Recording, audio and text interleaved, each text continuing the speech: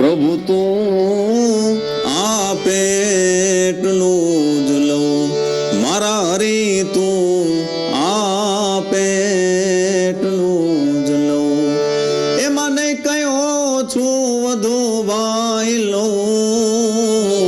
પ્રભુ તું આપે એટલું જ લઉં, મારા હરી તું આપે એટલું જ લઉં.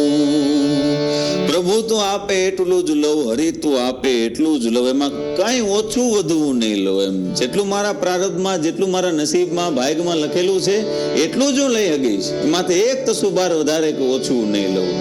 જે તે આપ્યું છે કુદરત, જે ઈશ્વર ભાગ્યમાં સર્જીને આપ્યું છે એ મારે ભોગવ. બાપુની આ કવિતા છે, મને બહુ જ ગમે છે. એમાં કુદરતને કીધું છે કે આ સંસારમાં તારી સમૃદ્ધિના ભંડાર ભર્યા છે બહુ. કુદરતના ભંડાર ક્યાં? કુદરતની આપણે સૌંદર્યની વાત કરીએ તો એ ક્યાં? એ કઈ ભેટ આપણને આપી? તો કે મુખ્ય 5 તત્વો આપ્યા: ભૂમિ, જલ, તેજ, વાયુ ને આકાશ. એ 5 તત્વોના અનેક અનેક અનેક સ્વરૂપો છે. એમાં અનેક અનેક એને આભૂષણો પૂર્યા છે. પહાડ રૂપી લઈ લ્યો, નદીઓ, નાળા, ઝરણા, રણ, દરિયો. આકાશમાં આભા મંડળ તમે જુઓ. કાક બાપુએ કીધું છે ને કે આકાશને ઘડનારના ઘર કોને રે ઘડા હશે, આકાશની માતા તણા કોઠા કહો કેવડા હશે. જે આપણને તારલા દેખાય છે, તારલા આભા મંડળમાં કેવું હશે કે આકાશને ઘડનારના ઘર કોને રે ઘડ્યા હશે. એકવાર કલ્પના તો કરો, વિચાર તો કરો. આકાશની માતા તણા કોઠા કહો કેવડા હશે, આકાશની માતા તણા કોઠા કહો કેવડા હશે. ઈ જાણવા જો વાતની દિલ ઝંખના ખટકી રહી, પછી બ્રહ્માંડમાં ભટકી રહી, અંતે મતી અટકી રહી. એ જાણવું તો કે આ બધું કોણે કર્યું હશે, આનું ક્યાંથી બધું સંચાલન થતું હશે. પણ એ જાણવા ગયા ત્યાં તો કવિ કાક બાપુ કહે છે કે જાણવા જોવા તણી દિલ ઝંખના ખટકી રહી, ઝંખના એમનેમ રહી.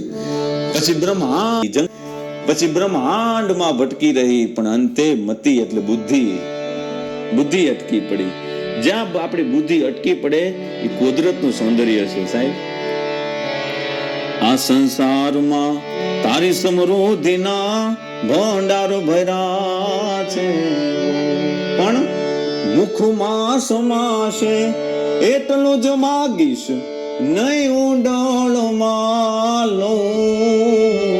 પ્રભુ તું આપે એટલું જ લઉં, મારા હરી તું આપે એટલું. તો ઘણું બધું છે, પણ મુખમાં આમાં છે મારી જેટલી હેસિયત હશે, લાયકાત હશે એટલું જ લઈ, એનાથી બારું નહીં લઈ શકું. પછી હું કીધું છે, બહુ સરસ કીધું છે કે મોંઘા હોય પણ મોતી ખવાય નહીં, ખાય સૌ બાજરો ને ઘઉં. મોંઘા તો મોતી હોય પણ એ ખવાય નથી. ઘણા શ્રીમંત લોકો કહેતા તમે તો એટલી સુખ સુવિધાઓ સુગવડતાઓ ભોગવીએ છીએ. અરે ભાઈ, તો તમે ઘણું હીરા જવેરાત મોતી તમે જેટલું ભેગું કરો પણ એ ખવાય નહીં. જીવન જીવવા માટે રોટી, કપડા, મકાન, આટલી ત્રણની સારી જરૂરિયાત તમે ભેગી કરી લ્યો ને એક સારું જીવન તમે જીવી શકો છો. એક વિચાર સારો લઈ લ્યો, એક ખાલું લક્ષ્ય લઈ લ્યો જીવન જીવવાનું, તો એ આરામથી જીવન પસાર થઈ જાય છે. એટલે મોંઘા હોય પણ મોતી ખવાય નહીં, ખાય સૌ બાજરો ને ઘઉં. પછી ઓલા મિલના માલિક એ ટાકા નો પહેરે, ઈ તો પહેરે સ્વાગજ સૌ. પ્રભુ તું આપે એટલું જ લઉં. તો મિલના માલિક ને ટાકા હોય આખા એને પણ એ પહેરી ન હોગે. એટલા પહેરે તો દરેક માણસને હવા ગજ કપડું જ પહેરવા જોઈએ છે. તો એનું અભિમાન, એનું અહંકાર. પછી કીધું છે કે સમદર પીધે કાંઈ, બહુ સરસ કડી છે આ. સમદર પીધે કાંઈ પ્યાસ બુજે નહીં, અપચો થઈ જાય બહુ.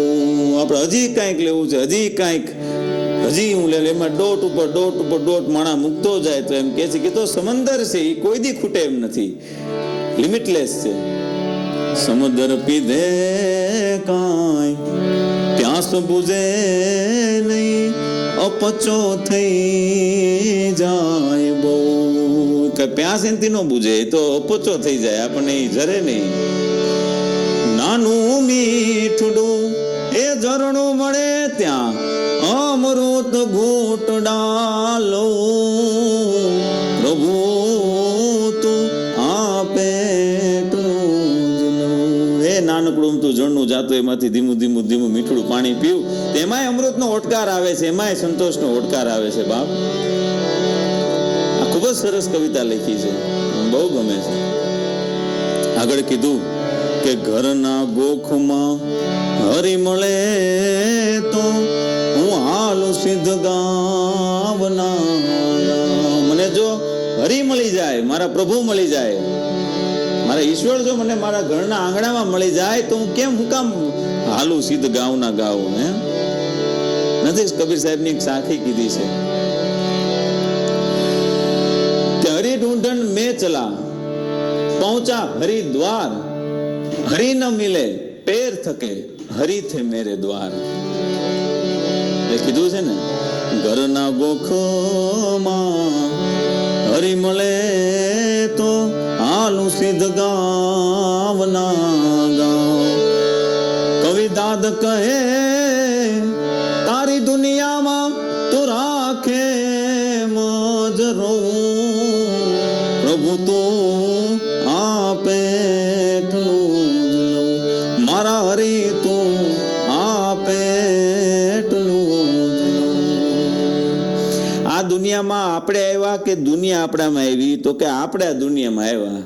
તો હવે દુનિયા છે ને જેમ હાલતી હોય ને એમ જ હાલે, આપણે આ દુનિયાની હારે જેમ દુનિયા રહેતી હોય ને એમ રહેવું પડે. બાપ, દાદ કહે પ્રભુ તારી દુનિયામાં તું રાખે મજરો, પ્રભુ તું આપે એટલું જ લઉં, તું આપે એટલું જ લઉં.